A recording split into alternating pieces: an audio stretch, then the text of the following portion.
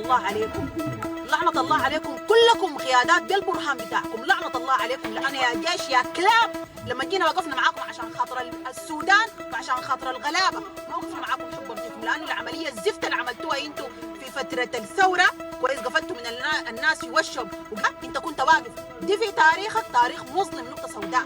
لكن الليلة لما جينا احنا وقفنا معاك انت فرحت ونمطر في الخط، لا احنا واقفين معاك عشان خاطر وطننا ما أكتر من كده. انتم متفقين ككيزان فعلا مع الدعم السريع انكم تقتلوا الشعب السوداني تنتقموا منه يا حقيرين. وانا كلامي ده لما بقوله ما بقوله بالنسبه لي الجنود ولا جنود الصف، الناس المساكين الغلابه، لا ما بتكلم عن المساكين اللي لافين بالسفنجات ديلك شايله بندقيه ولافين، لا انا بتكلم عنكم انتم كقيادات. لعنه الله عليك يا برهان ولكل قائد قاعد في البلد دي. على اي زول عنده حق القرار يقرر في السودان ده يعمل حاجه ما قادر تعملها، لعنه الله عليكم واحد. لعنه الله عليكم احياء ولا منكم الاموات، لانكم اثبتوا تماما للشعب السوداني انهم واقفين معاكم قريب السنتين. يا حقيرين تاني غير الكلام ده انا ما حقول لكم كلام. يا حقيرين من تاريخ الليله بعد الابادات اللي بتحصل جماعيه دي، لو قلنا موت بتاع افراد خطا حاجات زي دي معلش، لكن موت بيتم تصفيه بتاع الجماعات بالطريقه دي انتوا اثبتوا انكم عماله الان، انتوا عماله لصهاينه لامارات بتسرقوا في حاجات السودان، لانه اساسا الان اليد الضاربه لكم انتوا في السودان هو الدعم السريع. لكن الان انتوا كقيادات اثبتوا للمواطن المسكين الغلبان اللي ما في دولة الآن، وكل الدول الحقيرة اللي ما عايزة تقف معانا، كل الدول الحقيرة اللي ما عايزة تقف معانا، نحن ما قصرنا مع أي من الشعوب اللي محتاج اللي عايز واللي مفترض أن تكون جيش قومي.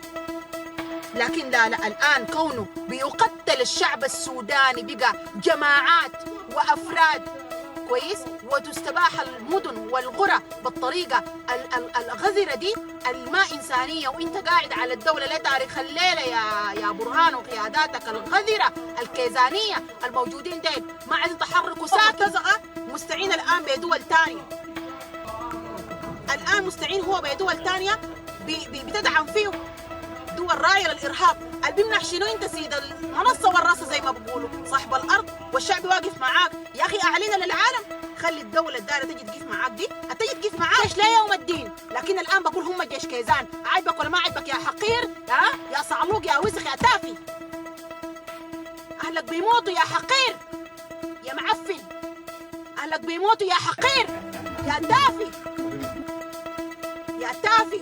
نحن قلوبنا تبقى حرة منكم ندعم فيه والجيش ده سنتين خش صفحتي يا حقير يا وسخ، امك ما عرفت تربيك يا كلب، وفي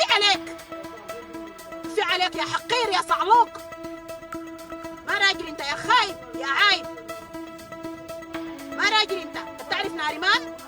انا الكنداك الوحيد الواقفه صمام امان الان ما زي الثانيين بيدفعوا لهم ديل، لا احنا واقفين حراره قلب بس ما خايفين من زول. لكن الآن أهلك يا كلب أمهاتك وأخواتك بيستباحوا بيموتوا، تقول لي الجويدية أنا؟ لعنة الله عليك وعلى الجنجويد والخلفاك وأهلك وآبائك الكيزان الحقيرين السوداني حرمة تقول كلامك ده. وليك ولي زمانك زول أنت ما بتعرف منصته أمشي خش منصتي أعرف من هي ناريمان.